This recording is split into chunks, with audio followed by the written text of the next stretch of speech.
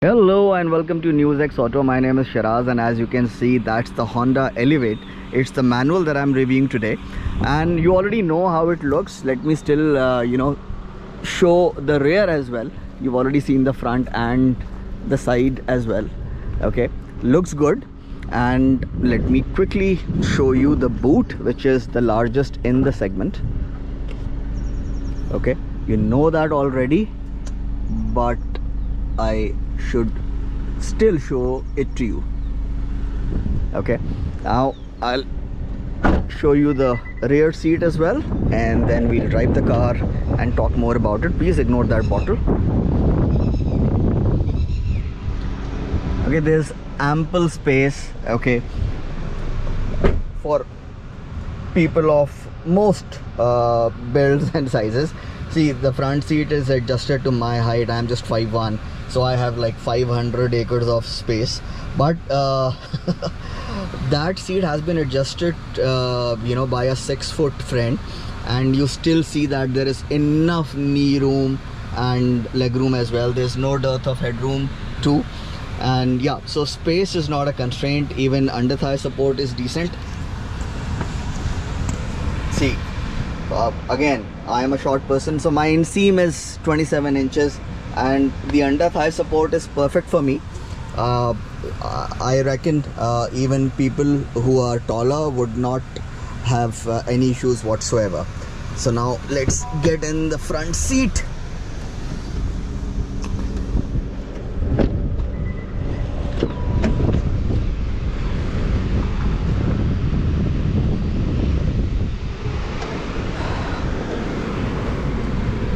Alright, let me reduce the blower speed. See, the moment you, of course this is the top variant, and the moment you get inside, you do feel that, alright, this is a premium cabin. Alright, the interiors are really nice, and it would be money well spent. All right, now let me quickly tell you about a couple of things. See, Honda, they make really ergonomic interiors. Okay, so everything is where you expect it to be, and all the controls are visible in plain sight. I love that they have used proper physical buttons for everything, almost everything. Yeah, not almost everything, everything. All right, and how I wish. Now see, and even the quality is quite acceptable. However, I just feel that they should have used similar finish, okay, on the air conditioning vents as well. Okay, so this has some weight. It is not flimsy, but and even this plastic quality is not bad, but a similar finish here as well, okay, on all AC vents, of course, would have elevated the feel good factor. And feature wise, see, this car has everything that you really need, and it does not have things that you do not really need. However, that said, the omission of a 360-degree camera is not acceptable in this segment, and it should have, okay, a return of the Mac can return later. It should have had ventilated seats as well. All right, other than that, you would not feel that it is lacking anywhere as far as the features are concerned. And yeah, it has a sunroof. It does not have a panoramic sunroof, but honestly, I would have been okay even if it did not have this, okay, this sunroof. We don't need sunroofs in India. We need good air conditioning systems. Okay, so yeah, the aircon works fantastic in this car, and that's what you need in India. All right, one thing, of course, it does get wireless charging. Now my phone does not support wireless charging, but what I wanted to tell you is that it has been designed in such a way that no matter how you drive it, your phone would not fall. Okay, and what else? Now let's drive. All right, first of all, I'm sure you would be able to notice that the dashboard is beautifully low. Okay, this is amazing. Higher dashboards, they appear too intimidating to shorter riders, okay, especially if you're just learning to drive. And these side mirrors are like elephant ears. They provide good visibility. See, the all around visibility is excellent. That is why, although I said that it should have had a 360-degree camera, and yes, I still maintain that, since the all around visibility is great, okay, you do not miss it much. Again, that said, Honda should not have acted miserly here, okay, and they should have given a 360-degree camera. In fact, they haven't even given front parking sensors. Okay, now so the point is, it's a very easy car to drive. All right, so, if you want to learn how to drive in this vehicle, yes, okay, I can certainly recommend it. If you have been driving a smaller car, and if you think whether you will be able to easily manage this vehicle, which is of course comparatively quite large for people who are accustomed to driving small cars, yes, the bonnet is visible, and highly recommended to people who are kind of afraid to drive bigger vehicles. Now, another thing that really is brilliant is the tractability. Right now I'm in third gear, okay, and I'm doing what, above 15 kilometers per hour.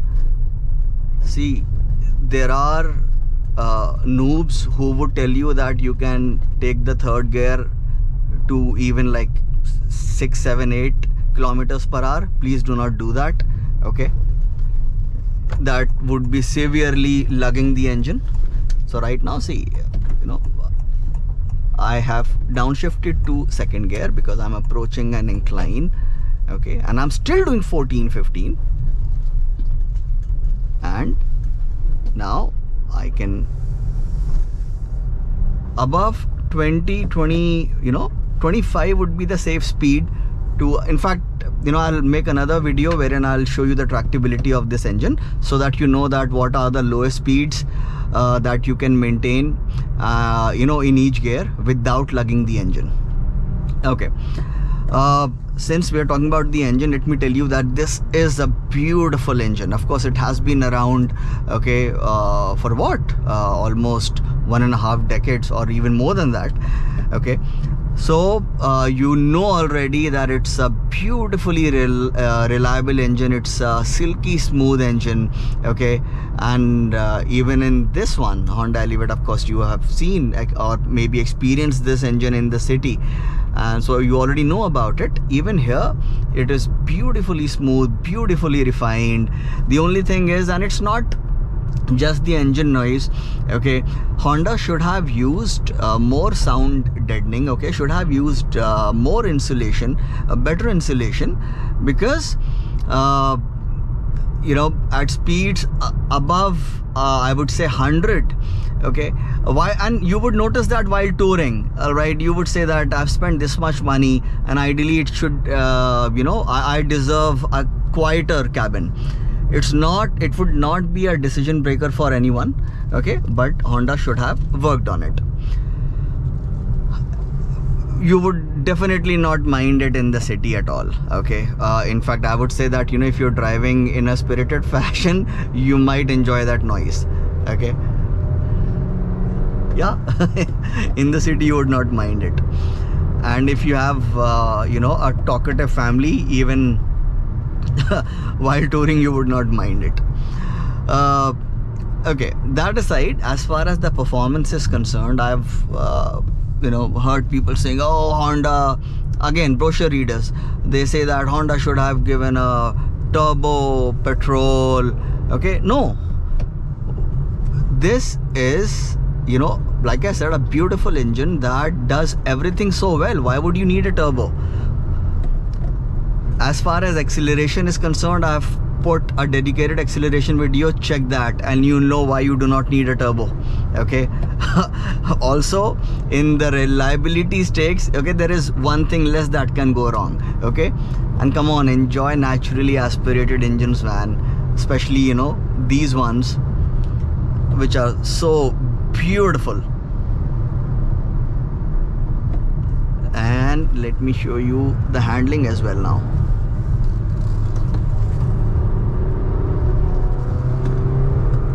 So you just saw, and I'll have to repeat what I've said in other videos as well, so that you know what comprises handling. So there are three things. Okay, one is how direct the steering is, how the weight of the steering, and then the chassis behavior, how flat it remains in the corners. All right, now I'll just pause it here and conclude the performance part of it. Okay, so I saw a roundabout, and I thought that I'll just show you how the handling of this vehicle is. So performance, be it standing start acceleration, okay, or overtaking, you would not be left wanting at any point in time.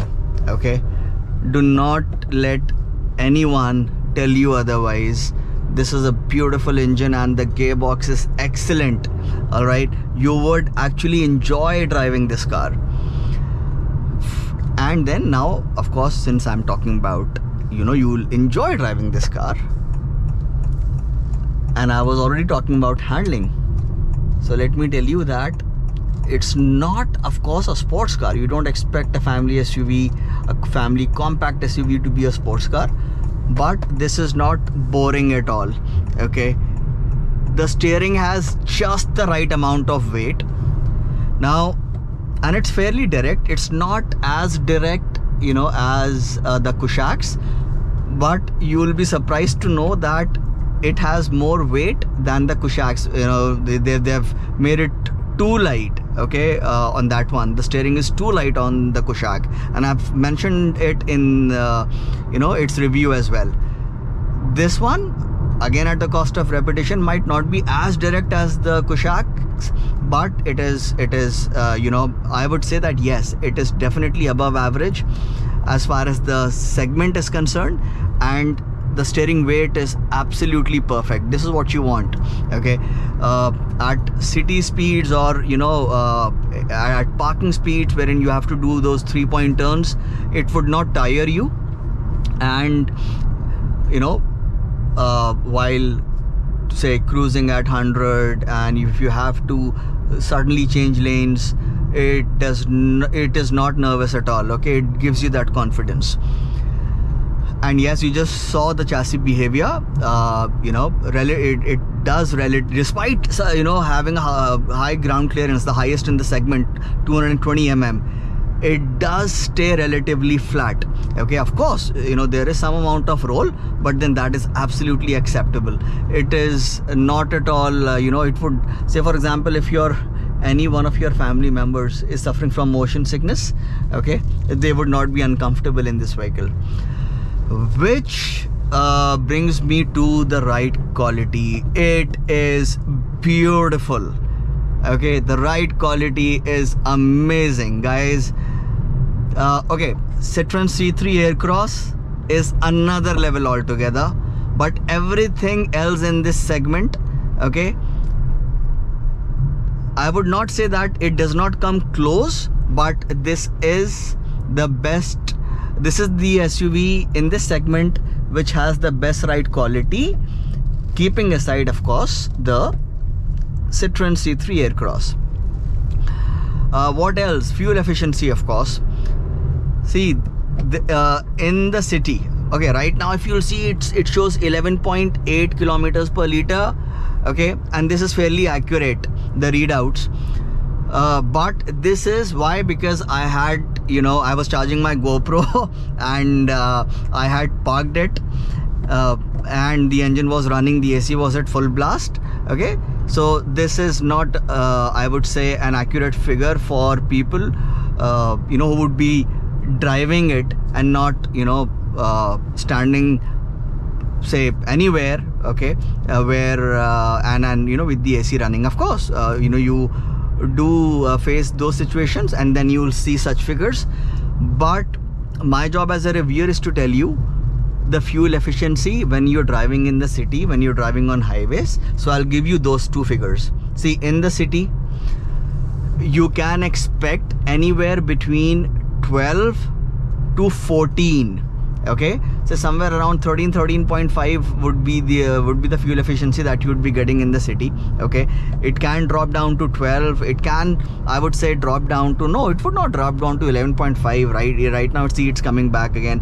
Like I said, that the car was idling for almost half an hour. Okay, with the AC at full blast.